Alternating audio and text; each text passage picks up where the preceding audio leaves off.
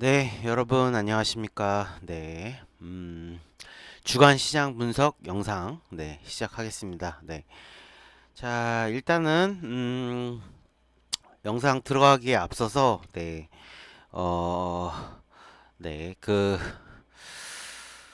그런 댓글을 남겨주셨어요. 네, 2570. 네, 일단 찍었죠 코스피가. 네, 사실은 목요일 날 저가로 2575를 찍고 자 여기서 이제 끝인가 찍고 반등을 했기 때문에 여기서 끝인가 했지만 금요일 날 종가 2570 저가 2568를 찍었습니다. 네, 그래서 댓글을 뭐라고 남겨주셨냐면 저점을 알려주시니까 편하다 뭐 이렇게 말씀을 하셨는데 저는 편하지 않습니다. 네, 이게 무슨 말인가? 네, 생뚱맞으실 맞게 생각하실 것 같은데, 어, 무슨 얘기냐면, 제가 말씀드린 코스피 저점인 2570. 자, 이게 반드시 저점이다. 일단 첫 번째는 그게 아니다. 라는 부분과, 그게 아닐 수 있다죠. 정확히 말하면. 네. 그러니까 편하시면 안 돼요. 네. 그리고 둘째는, 방금 말씀드린 것처럼 편하시면 안 됩니다. 저는 편하지 않거든요. 그러니까 무슨 얘기냐면, 이 지수를 예측을 한다라는 부분은, 물론 여러 번 제가 설명을 드리긴 했어요. 지수를 예측을 해야 된다. 지수를 근데 예측을 한다라는 건, 반드시 지수가 이렇게 돼서 이렇게 된다. 라고 예측을 하는 건, 그건 예측이 아니다. 오만이고, 도박이고, 지수를 예측을 한다라는 건 그러면 어떤 거냐? 지수를 예측을 한다라는 건 어, 여러 가지 시나리오를 세워놓고 거기에 맞춰서 대응을 하는 겁니다. 그게 지수를 예측을 하는 거고 그게 대응이에요. 제가 만약에 모든 지수 물론 사실은 제가 유튜브를 지난 6월에 시작했네. 거의 1년 됐네요. 유튜브 시작한 지. 맞나요? 작년 6월에 시작한 것 같은데. 근데 사실 거의 대부분 제 그냥 체감상으로는 적어도 80% 이상, 많게는 90% 정도 시장 예측을 거의 맞춘 것 같아요. 뭐 6월 달에 저점이다 얘기를 했고 물론 그 이후에 9월에 또 한번 흔들릴 때는 제가 좀 엇나갔지만 또 한번 이제 연말에 12월 달에 또 한번 강력하게 얘기했죠. 지금이 저점이다. 지금은 이제 삼성전자를 예를 들면서 제 종목 다루면서 이제 지금 아니면 삼성 언제 사냐 대체 5만 원 초반일 때 5만 원일 때 지금 아니면 언제 사냐 삼성전자 4만 전자 갈 수 있다 하지만 갈지 안 갈지 모르지 않냐 지금은 사야 된다 뭐 그렇게 얘기를 했고 그리고 또 그 이후에도 시장 뭐 계속 심지어는 뭐 단기적으로도 웬만하면 대부분 맞췄죠. 웬만하면 대부분 맞췄는데 맞춘 게 중요한 게 아니다라는 거예요. 얼마든지 틀릴 수 있습니다. 특히나 뭐, 뭐, 뭐 사실 단기든 중기든 장기든 시장 예측이라는 거는 틀릴 걸 전제로 하고 예측을 해야 되는 게 맞다. 이 얘기를 좀 드리고 싶어요. 서론이 길었는데, 그러니까 이게 참, 주식을 심지어 오래 하신 분들도 이거를 감을 못 잡아요. 이 부분에 대한. 맞추면 맞추는 거지, 틀리면 틀리는 거지. 그게 아니라는 겁니다. 물론 큰 틀의 흐름은 맞춰야죠. 예를 들면, 제가 앞으로, 지금 대표적으로 지금이 이제 뭐 예를 들어 기술적 이 시장이 반등을 하는 부분이 기술적 반등이냐 아니면은 그러니까 대세 하락을 앞두고 엄청난 폭락을 앞두고 지금 반등을 하는 거냐 아니면 진짜 이제 찐 반등이냐 올해 내년 뭐 길면 내후년까지 시장이 상승할 거냐 이 정도 큰 흐름은 여러 가지 이제 데이터나 여러 가지 역사나 뭐 이런 부분들 참고를 해서 예측을 해야 되고 그 부분은 이제 중요하죠. 근데 뭐 중기, 예를 들어서 뭐 앞으로 한 몇 달 동안 시장이 어떻게 될 거냐, 혹은 뭐 앞으로 몇 주 동안 시장이 어떻게 될 거냐, 이런 건 맞추려고 노력은 해야겠죠. 노력은 해야 되는데 거기에 돈을 베팅하면 안 된다라는 겁니다. 예. 거기에 돈을 그냥 뭐 어떤 부분이냐면, 이게 너무 설명하기 어렵죠. 저도 설명을 하면서 어려운데, 그러니까 한마디로 그 올인하는 전략이 안 된다라는 거예요. 예. 여러 가지 시나리오를 세워놓고 거기에 맞춰서 내가 대응을 할 수 있게, A안, B안, C안 이렇게 다 세워놓고 맞춰 대응을 해야 된다라는 거죠. 예. 오늘 주간시장 분석 영상을 에서 말씀드릴 부분도 사실은 그게 중요합니다. 제가 애초에 코스피 2570을 얘기를 했던 거, 2570이 중요한 지지 저항 라인, 중요한 지표, 중요한 가격이기 때문이에요. 예. 그리고 그 가격을 터치를 했고, 그러면 중요한 건, 확실한 부분은, 여기서 저희가 알 수 있는 부분은 뭐냐? 지금이 일단 중요한 변곡점, 중요한 시점에 들어왔다라는 부분은 우리가 알 수가 있어요. 예. 근데 이후에 어떻게 움직일 거냐? 2570 더 이상 안 깨고 내려가고 바로 반등할 거냐? 예? 아니면은 이거가 깨지고 다시 올라올 거냐? 뭐 여러 가지 시나리오를 세워야 된다라는 거죠. 근데 적어도 알 수 있는 건 지금 중요한 순간이다. 중요한 어떤 변곡점의 입구, 어떤 딱 그 타이밍이다라는 부분은 알 수 있다. 예. 뭐 그런 거예요. 이게 무슨 뭔 얘기하는지 아시려나 모르겠는데, 이게 답답하네요. 그냥 제 머릿속을 그냥 까가지고 그냥 딱 그냥 그냥 그 텔레파시처럼 그냥 전달을 하고 싶은데, 예. 이 말로 전달하는 건 참 한계가 있어요. 예, 한계가 있습니다.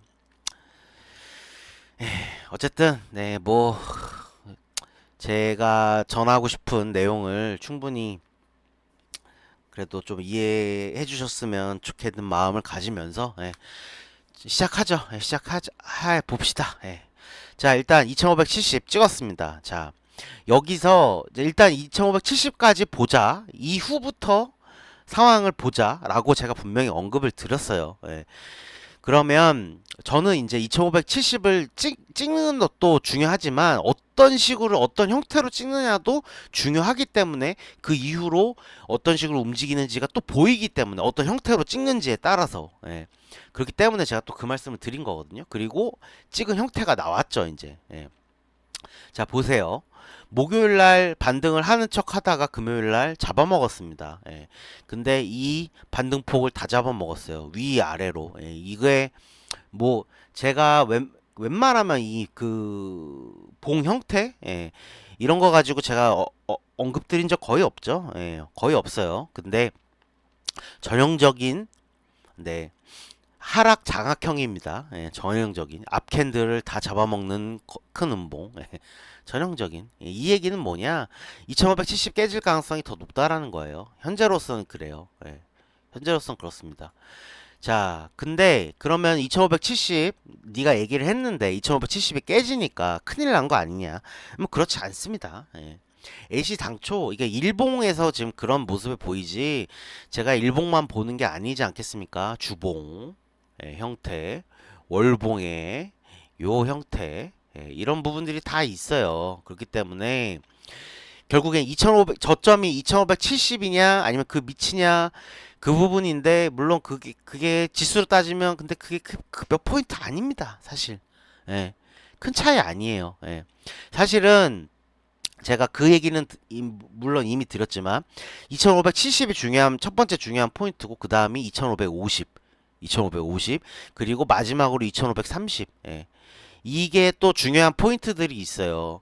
그러니까 저는 요 셋 중에 하나라고 생각을 한 거예요. 애시당초. 근데 2570 일단 찍고 보자. 일단 거기까지는 무조건 내려올 가능성이 높다. 제가 애초에 여기 2600 있을 때 여기 요쯤에 제가 얘기했죠. 일단 하락은 시작된 게 맞다. 요 상승 채널을 이탈했지 않냐. 이게 제가 이 6월 14일 요거 보고 얘기했나요? 아니면 목요일에 얘기했나? 그러니까 일단 하락은 시작된 건 맞다. 그러면 일단 2570까지는 일단 가는 게 거의 여기서 한 8, 90% 거의 확정된 거예요. 그리고 2570을 찍은 거고. 근데 여기서 2570에서 끝나느냐 아니면 더 내려가느냐 이제 그거는 다음 무브먼트를 봐야 되는데 지금 목금의 형태로 보면 일단 더 내려오는 게 맞다. 예. 물론 예, 그렇죠. 예. 현재로서 보면 그래요. 근데 자, 보세요. 2570인데 20포인트잖아요. 자, 2550이면은 마이너스 1%. 1%도 아니에요. 마이너스 한 0.8%, 8% 정도? 예. 2550이면은, 예. 그럼 마이너스 2%, 2%도 아니죠. 아니, 마이너스 1.5%. 이게 뭡니까? 코스피 꼴랑 그러니까 뭐 중요한 게 아니라는 거예요. 2570이든 2550이든 2530이든 중요한 거 아니라는 거예요. 근데 최대폭으로 밀려봤자 어디다 2530이다. 예. 저는 오히려 30 찍었으면 좋겠어요. 예. 그래야지 좀 더 안심을 하니까 오히려. 예. 더 내려갈 폭이 없다라는 거 2530까지 내려오면. 예. 그만큼 2530은 강력하다. 예. 무슨 말씀인지 아시겠죠? 예.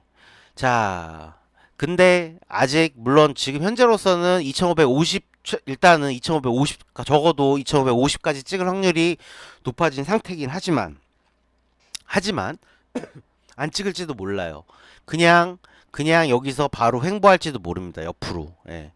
안 빼고 2550까지 안 빼고. 그러면 횡보하다가 또 반등하겠죠. 예. 그러니까 여러 형태가 있을 수가 있어요. 자, 이제 시나리오를 세워 봅시다. 이제 시나리오를 세워 봅니다. 자, 일단 2570까지 내려왔습니다. 여기서 첫 번째 가능성. 여기서 안 빼고 바로 횡보할 가능성. 예. 횡보하게 되면은 반등하겠죠. 예, 횡보하게 되면 반등을 할 거고, 그러면 아마 2600까지 다시 트라이 할 겁니다. 2600까지. 혹은 오버슈팅해서 넘어갈 수도 있어요. 하지만 그럴 경우에 다시 내려올 확률이 높습니다. 그리고 그때 오히려 2570을 깰 수도 있어요. 예. 뭐 그런 가능성. 혹은 지금 바로 2550까지 슈팅할 가능성. 예. 두 번째 가능성. 뭐 그럴 가능성으로 봤을 때는 2550까지 갔다가 거기서 또 반등할 수 있겠죠. 2600까지 또 반등할 수 있어요. 예. 50포인트면 뭐 적은 건 아니니까. 예. 근데 거기도 또 다시 내려올 수 있다. 예. 세 번째 가능성, 2530까지 바로 내려가는 가능성. 예. 그럴 경우에는 오히려 빨리 V자 반등 나올 수 있습니다. 예. 그럴 경우에는 2600 바로 돌파할 가능성도 높아요. 예. 그러니까 요 정도 가능성 좀 세워보면 될 것 같아요. 근데 대전제가 뭐예요? 예, 계속 제가 말씀드리지만 2570이든 2550이든 2530이든 예, 제가 뭐라 말했습니까? 자, 지금은 그냥 버티자. 예, 빠질 거 알고 있었다. 하지만 버틴다. 예, 그 정도로 제가 계속 여러 번 말했지만 예, 너무 아픈 조정이 아니다. 예, 너무 아픈 조정이 아니기에 버티자. 예, 이게 제일 중요한 핵심입니다. 그냥 버텨요. 버티시다. 이게 뭡니까? 뭐가 중요해요, 이게. 2550이든 2530이든. 예. 뭐가 중요합니까? 예. 중요한 건 이번 조정을 견디고 나면은 그 다음에 펼쳐질 장세는 일단은 2700까지는 갑니다. 예, 2700까지는. 예, 중요한 라인이에요. 2570이 중요한 라인이듯이 2700도 중요한 라인입니다. 거기까지는 간다. 이번 조정이 끝나고 나면은. 그렇습니다. 아마도 7월 달이 되겠죠. 예, 7월 초가 될 가능성. 7월 뭐 첫째 주는 모르겠고 한 둘째 주, 셋째 주 정도로 생각을 하는데 예, 그때 2700을 볼 것이다. 예. 그렇게 말씀을 드리겠습니다. 네. 뭐 다 했네요. 주간 시장 분석. 네. 10분 했네. 예. 근데 일단은 중요한 부분은 그거예요. 예. 제가 이제 뭐라고 하는 게 아닙니다. 2570 그러니까 뭔 얘기냐면 2570 보시고 저점 알려주시니까 편하네요. 그렇게 말씀드린 분 보고 뭐라고 막 하는 게 아니에요. 뭐 나무라는 게 아닙니다. 예. 그냥 이걸 이해하셔야 된다. 예. 그러니까 그러니까 사실은 이게 결국 주식 투자에서도 마찬가지긴 해요. 예. 그래서 더 말씀을 드리는 건데, 중요한 건, 정확하게 뭔가 맞추려는 게 아니라, 여러 가능성, 예. 정확하게 맞출 수가 없어요. 저는 신이 아니고, 예. 그 누구도 정확하게 맞출 수 없습니다. 예. 그냥 다만, 큰 방향성은 볼 수가 있는 거고, 예. 그 방향성 안에서 어떤 식으로 튀던, 예. 방향성 안에서 어떤 식으로 튀던, 방향성이 위인지 아래인지, 예. 그것만 정확하게 연구해서 정확하게 알 수 있으면, 예. 거기서는 어떤 식으로 튀던 간에, 예. 거기에 맞춰서 시나리오를 세워놓고 대응을 하면 된다. 뭐 그런 말씀을 드리겠습니다. 보세요. 그리고 또 이 얘기를 또 해야겠죠. 예, 코스피가 2570을 찍었는데 불구하고 제가 코스닥 얼마라 그랬습니까? 850이라고 얘기했죠. 예. 코스닥은 어떻습니까? 예. 뭐 안 버티잖아요. 심지어 지난 저점도 안 깼습니다. 심지어. 예. 코스피. 예. 코스피는 지금 이렇게 빠지고 있는데, 예, 저점도, 예, 물론 저점 부근이긴 하지만, 예. 그러니까 뭔 얘기냐면 코스닥 지금 빠질 놈이 더 있어요. 예, 그리고 코스피도 2570. 이런 거 봐도 아마도 2570은 좀 깨질 확률이 현재로서는 조금 더 높다. 예, 물론 횡보할 가능성도 상당히 있어서 어떤 식으로 움직일지 모르겠지만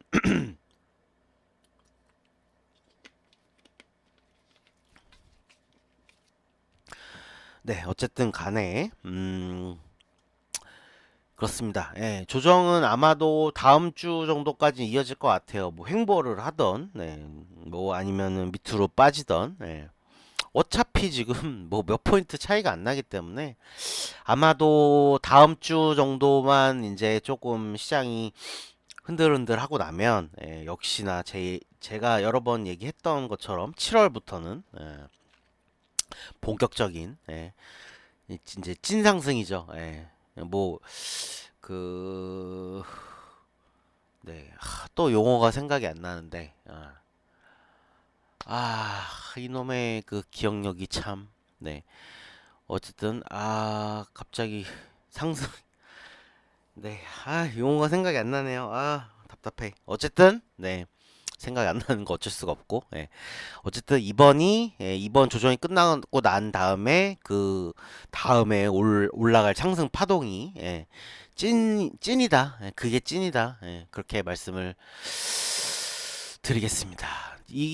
그 여러 가지로 지금 징후들이 나오고 있어요. 예, 지금 원달러 환율이 1300원대 다시 돌아왔거든요. 1310원까지 찍었었는데,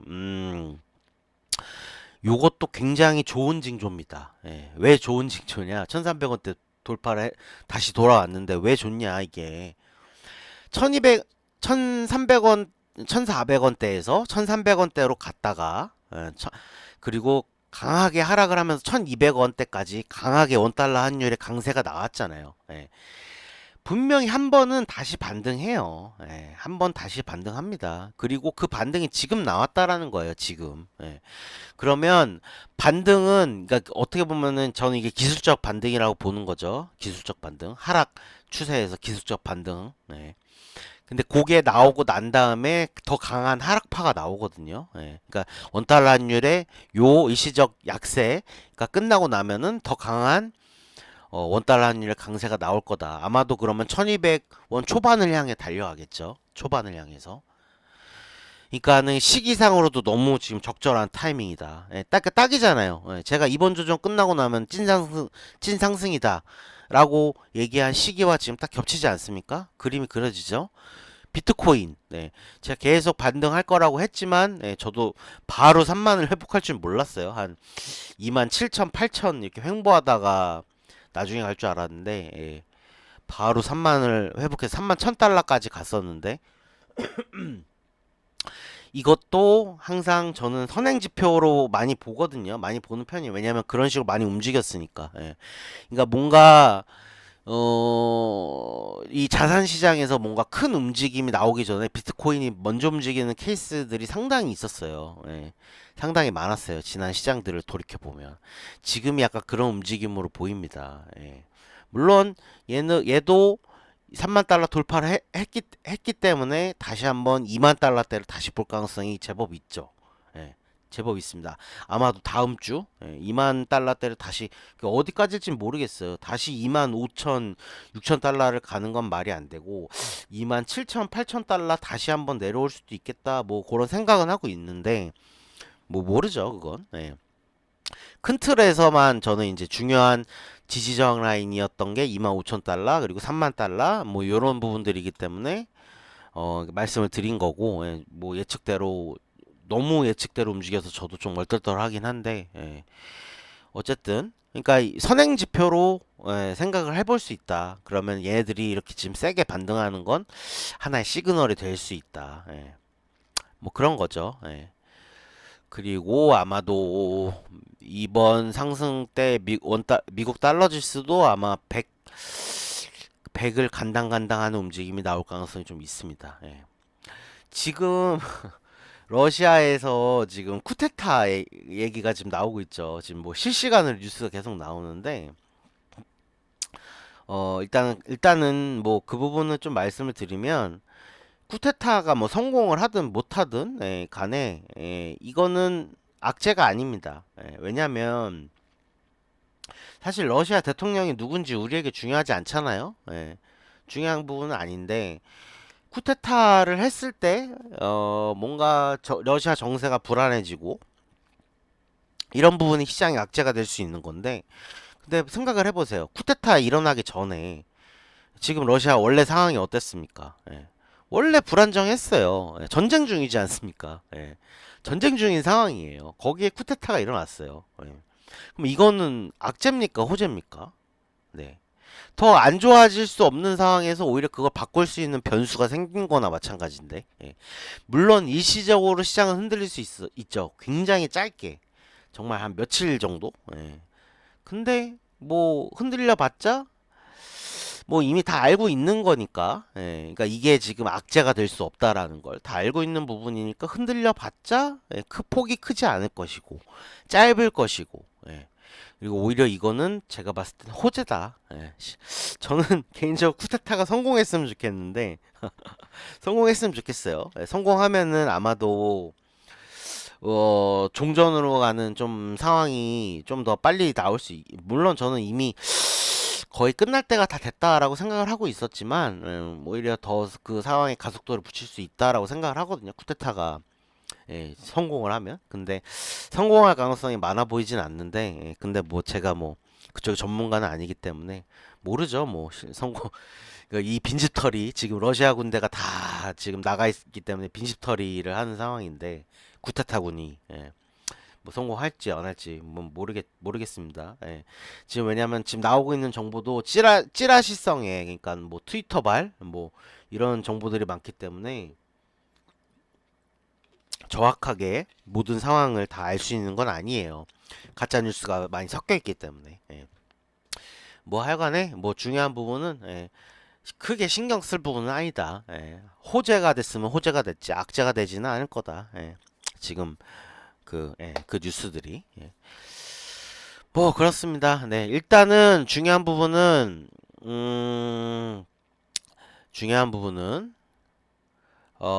찍었다라는 게 중요해요. 2570을 찍었다. 그러면 뭔 얘기냐? 이게 지금 의미하는 건 뭐냐? 이제 하락의 끝이 보인다. 조정의 끝이 보인다. 요 지금 주봉으로 보면은 2주 동안의 하락, 요게 지금 어느 중요한 시점에 들어왔다. 그래서 여기서 결과가 어떻게 나올지 모른다. 2550일지 2530일지 2570 혹은 70 근처에서 끝나고 횡보할지 결과는 모른다. 하지만 뭘 의미하느냐? 조정의 끝이 임박했다라는 걸 의미한다. 이게 중요한 거다. 저점이 2530인지 2550인지 이게 중요한 게 아니다. 시기상으로 조정의 끝이 임박했다라는 게 중요하다. 이 부분이 오늘의 핵심입니다. 아마도 다음 주에 모든 조정은 다 끝날 가능성이 높습니다. 다음 주에. 네. 뭐 이 정도면은 시장 분석은 다 한 것 같아요. 그렇습니다. 20분, 25분. 러시아 얘기하니까 시간이 오래 걸렸네. 네, 그렇습니다. 네. 그리고 그 부분도 또 말씀을 드려요. 제가 이제 이 영상 찍고 바로 종목 분석들 할 건데 저점 나온 종목들이 굉장히 많아요. 물론 코스닥은 아직도, 그러니까 코스피는 빠져봤자 2%, 1.5%? 이 정도가 한계 폭인데 코스닥은 보시죠. 예. 코스닥은 한 마이너스 25포인트. 예. 그러니까는 마이너스 2.5%. 예. 2.5% 정도 하락폭이 좀 더, 그러니까 더 룸이 있는 거죠. 코스피보다는. 예. 좀 더 있기 때문에, 그러니까는 뭐 그렇긴 한데, 예, 또 종목단에서 저점인 종목들이 많이 보인단 말이죠. 반대적으로. 예. 때문에 뭐 어떻게 움직일지 모르겠습니다. 근데 일단은 제가 그 말씀드렸던 부분이 이번에 하락 조정인 와중에 에코프로는 버텼어요. 예. 오히려 다른 대형주들 네이버, 카카오 이런 애들로 우리 시장 조정을 퉁쳤거든요. 예. 둘 중에 하나겠죠. 에코프로를 빼면서 마이너스 2.5%를 빼든지, 예. 아니면 네이버, 카카오 뭐 이런 애들 더 폭락을 시키든지, 예. 뭐 CJ 뭐 이런 애들, 예. CJ, CGV, 예, 뭐 이런 애들. 뭐 어떤 식으로 할지 모르겠는데 저는 솔직히 에코프로가 고점을 아무리 생각해도 돌파를 못할 것 같거든요. 예. 아무리 생각을 해도 걔네 말고 다른 종목들 움직일 타이밍이라고 보기 때문에 예. 그래서 에코프로가 떨어질 가능성도 제법 있겠다. 예. 이번 한 일주일 정도 상간에 예. 그런 생각도 좀 해봅니다. 모르죠. 근데 모르겠어요, 솔직히. 예. 이 고점 달리고 있는 종목들은 솔직히 어디까지 갈지 몰라요. 예, 언제 떨어질지도 모르고. 예, 그래서 공매도가 어려운 거예요. 예, 공매도 쉬워 보이죠, 여러분? 예, 공매도 어렵습니다. 예, 공매도 참 살떨리기도 하지만 맞추기도 쉽지 않은 게 또 공매도예요. 예. 어쨌든 그렇습니다. 좀 다음 주 조금 뭐 재미없겠지만 네, 그렇게 길지 않을 테니까 이제 조정의 시간들이 조금만 참고 견디면 될 것 같습니다. 네. 그리고 마지막으로 제가 구독자가 이제 390명이 돌파를 했습니다. 394까지 갔는데 뭐, 뭐 솔직히 뭐 구독자 수 볼 때마다 현타가 오긴 해요. 예. 뭐 이거 이 구독자 이런 숫자로 내가 이거를 해야 되느냐, 해야 되나 이 유튜브 활동을 그런 생각도 솔직히 적지 않게 들긴 해요. 볼 때마다. 근데 한번 시작을 했으면은 끝을 봐야 되고 그런 것도 있지만 또 감사하게 또 항상 응원해 주시는 몇 분 계시죠. 제가 다 이 마음속 깊은 곳으로부터 진심으로 감사하고 있습니다. 그런 분도 또 계시고 그런 것도 있고 어쨌든 그 얘기를 하려는 게 아니라 그 뭐냐 이제 구독자가 500명을 넘게 되면 제가 커뮤니티 글을 쓸 수 있어요. 그러니까 한마디로 영상이 만이 아니라 글로도 여러분께 소식을 전할 수 있어서 그러면은 구독자 500명이 넘으면은 제가 영상 못 올리는 날에도 간단하게라도 이렇게 뭐 여러 코멘트들을 좀 남길 수가 있을 것 같아서 그래서 좀 빨리 500명 넘겼으면 좋겠네요, 개인적으로. 뭐 간단하게라도 뭐 코멘트 좀 영상 못 올리는 날에 쓰면 좋으니까. 그렇습니다. 이 최근에 그 슈퍼게임이 김정환 사태 뭐 터졌잖아요. 그런 거 보면서 저도 좀 드는 생각이 유튜브 이런 거에 대해서 드는 생각이 좀 있는데 그 부분은 나중에 한번 영상 따로 찍어서 한번 시간이 되면 거기에 대해서 좀 언급을 하도록 하겠습니다. 여러분들이 주식 공부를 어떤 식으로 해야 되는지에 대해서 좀 얘기를 해보면 좋을 것 같아요. 진짜 어떤 사람이 도움이 되고 어떤 유튜브가 도움이 되고 어떤 인물이 도움이 되고 책이 도움이 되고 그런 부분에 대해서 좀 얘기해보면 좋을 것 같습니다. 네, 오늘 영상 이렇게 마치겠습니다. 네, 감사합니다.